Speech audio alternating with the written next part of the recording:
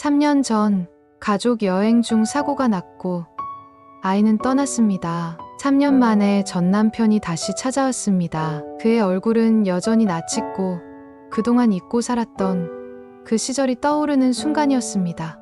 이제 다 잊고 다시 시작하자. 그 말은 마치 시간이 모든 걸 해결해 줄 거라는 듯한 가벼운 희망처럼 들렸습니다. 하지만 저는 그렇게 쉽게 다시 시작할 수 없습니다.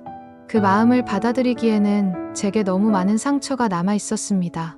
3년 전 그날이 있었습니다. 우리 가족은 한참 기분 좋게 여행을 떠나고 있었죠. 아이는 뒷자리에서 해맑게 웃고 있었고 저는 그런 아이의 모습을 보며 웃고 있었습니다.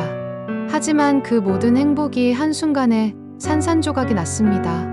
차가 미끄러지며 사고가 일어났고 그때 제 눈앞은 온통 아수라장이었습니다. 제가 정신을 차린 곳은 병원 침대였고 그곳에서 들은 첫 마디는 당신의 아이는 돌아가셨습니다. 였습니다.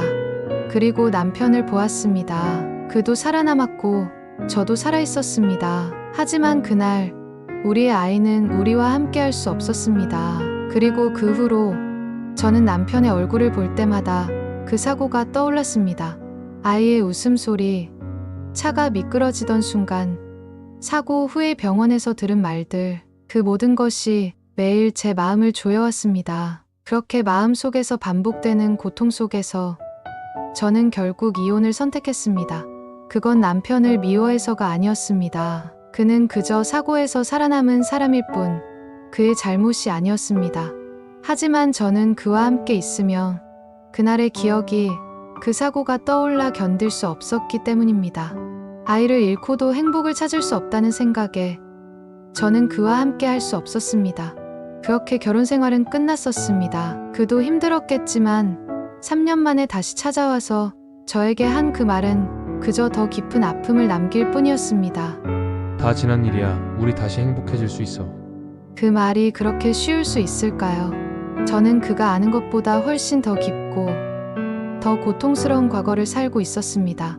아이를 잃고 그 상처가 그 어느 것과도 바꿀 수 없는 아픔이었기에 그 아픔을 함께 다시 겪을 자신이 없었습니다. 그날의 사고가 떠오르고 다시 그 기억 속에 갇히게 될까봐 두려웠습니다. 그리고 저는 그가 말하는 다시 시작이 단순한 말을 넘어 제 마음을 다시 부수는 일이라고 느꼈습니다.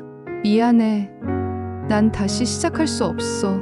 그 말을 입 밖으로 내는 것조차 너무 아팠습니다. 전 남편이 다시 다가오는 이유를 알겠지만 그걸 받아들일 수 없다는 사실이 저를 더욱 슬프게 만들었습니다.